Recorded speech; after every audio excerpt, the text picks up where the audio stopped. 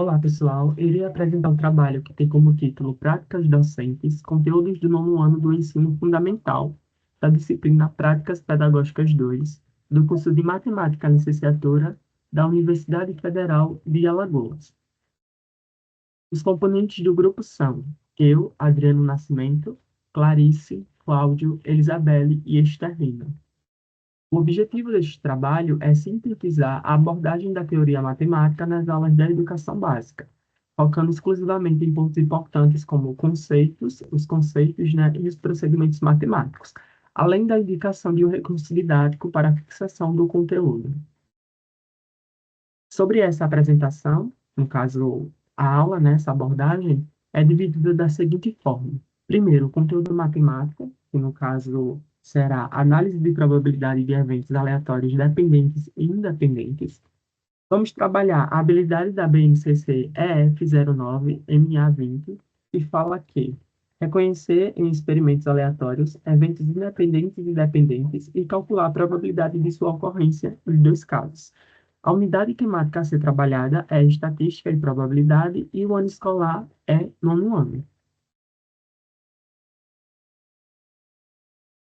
Primeiramente, vamos adentrar na teoria matemática, o conceito acerca das probabilidades. Então, nessa parte da aula, abordaremos o conceito matemático e suas propriedades quando houver. Então, inicialmente, a gente tem a definição dos eventos aleatórios. O que são esses eventos aleatórios? São aqueles que, mesmo repetidos várias vezes sob as mesmas condições, eles produzem resultados imprevisíveis, ou seja, não tem como a gente prever, né? São eventos aleatórios. Então, a gente tem como exemplo desse evento o lançamento de um dado, né? Onde a gente faz o seguinte questionamento: é possível a gente prever o resultado?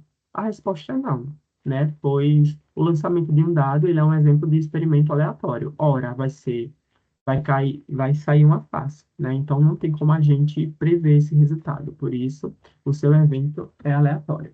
Então, já que a gente está abordando esses eventos, né, aleatórios e dependentes e independentes posteriormente, é importante relembrar a fórmula de probabilidade, né? Como calculamos a probabilidade.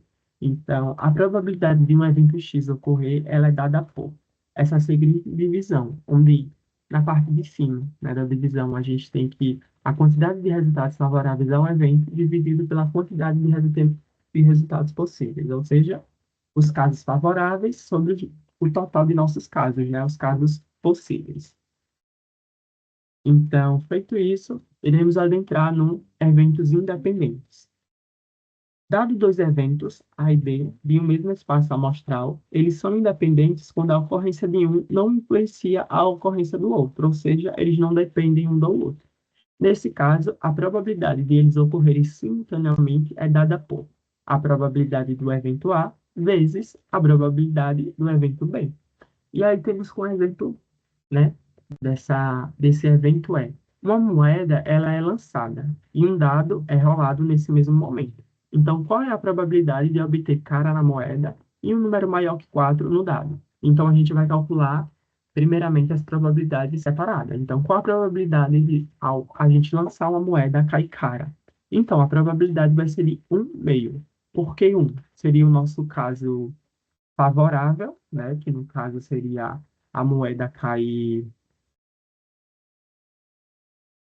cara, e 2 seria a quantidade de casos possíveis, né? Os lados da moeda, cara ou coroa, ou seja, 50%. E qual a probabilidade do nosso número ser maior que 4 no lançamento de dado? A gente vai avaliar quais números são maiores que 4, 5 e 6. Então, a probabilidade disso ocorrer é 2 sobre 6, pois 2 é os nossos casos favoráveis e 6 são os nossos casos possíveis. Então, dessa fração dá para a gente simplificar e ficar com a fração 1/3. E aí, para a gente descobrir a probabilidade desses dois lançamentos, é só a gente multiplicar, né, desses dois eventos independentes. Então, a gente vai primeiro multiplicar a probabilidade de obter cara e a probabilidade de um número ser maior que 4. Então, vai ser as frações 1/2 vezes 1/3. E essa multiplicação vai ser 1/6. Então, a probabilidade de ocorrer esses dois eventos é 1/6. E aí, a gente entra em outro conceito, que é eventos dependentes. Dois eventos, eles são dependentes quando o resultado de um interfere no resultado do outro. Ele é completamente diferente do caso anterior. Então, nesse caso, a probabilidade de eles acontecerem simultaneamente é dada por probabilidade do evento A vezes a probabilidade de o evento B ocorrer, dado que o A já aconteceu. Então, essa pequena formulinha indica isso, né? Que é a possibilidade de B ocorrer dado A ter ocorrido. Então, para ele acontecer, o A tem que ter acontecido também. Então, por isso que eles são dependentes, né? Porque um evento depende do outro. E aí, um exemplo disso é, em uma urna contém três bolas vermelhas e duas bolas azuis. Duas bolas são retiradas sem reposição. Qual é a probabilidade de a primeira ser vermelha e a segunda ser azul? Então, vamos calcular separadamente. A primeira a ser vermelha é 3 quintos, certo? Porque a gente tem três bolas vermelhas e temos cinco bolas em totais.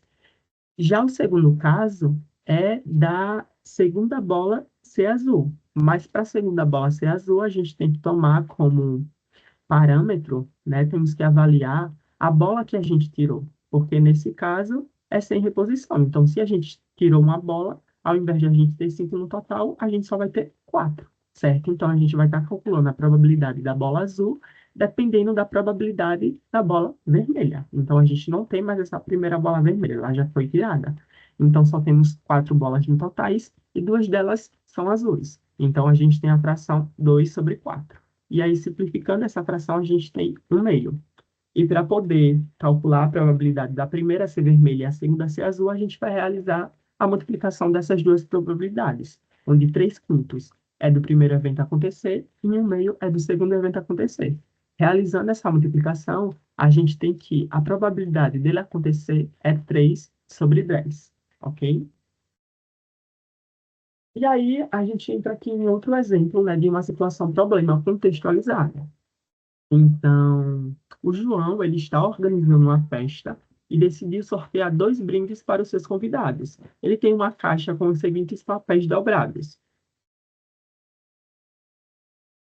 cinco papéis com o nome chaveiro, três papéis com o nome caneca. Não, calma. E aí agora a gente tem um exemplo de uma situação problema contextualizada, onde temos o seguinte caso: o João, ele está organizando uma festa e decidiu sortear dois brindes para os seus convidados. Ele tem uma caixa com os seguintes papéis dobrados: cinco papéis com o nome chaveiro, três papéis com o nome caneca e dois papéis com o nome boné.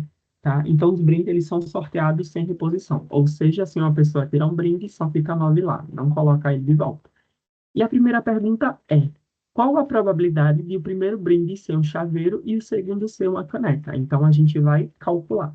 Primeiramente, o primeiro brinde ser um chaveiro. Qual a probabilidade de isso acontecer? A gente tem que avaliar quantos chaveiros a gente tem na quantidade total de brindes. Então, temos aqui cinco chaveiros, certo? E qual a quantidade total de nossos brindes? É justamente 10. Por isso que temos a fração 5 sobre 10.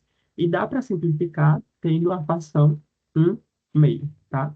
Então, após a gente retirar o chaveiro, o brinde de chaveiro, vão restar apenas nove brindes. E dentre eles são os papéis. Então, aqui a gente está trabalhando com o caso de eventos dependentes, tá? Um depende do outro. Então, para a gente poder calcular essa probabilidade, a gente tem que levar em consideração a probabilidade que a gente calculou. Então, qual a probabilidade do segundo brinde sair caneca, tá? Dado que já saiu o chaveiro. Então, quantas canecas a gente tem? Vamos avaliar três canecas. E aí, quantos brindes sobrou? Nove, porque um já foi tirado do chaveiro, certo? Então, a gente tem a seguinte fração: 3 sobre 9. Que simplificando, temos 1 sobre 3.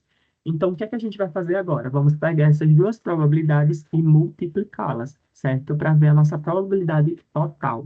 Então, um meio é referente ao chaveiro e um terço é referente à caneca, dado que a gente já tirou um chaveiro, um brinde. Então, fazendo a multiplicação dessas duas frações, a gente tem que um meio vezes um terço é igual a um sexto, tá?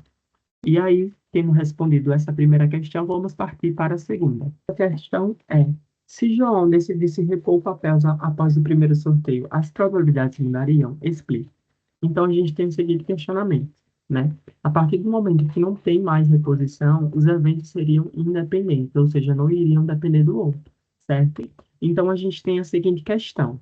Se a probabilidade de pegar um chaveiro vai ser 5 sobre 10, certo? Porém, como a gente vai repor esse chaveiro, a probabilidade de sair uma caneca é 3 sobre 10, e não mais 3 sobre 9, como no cálculo anterior que a gente fez, certo?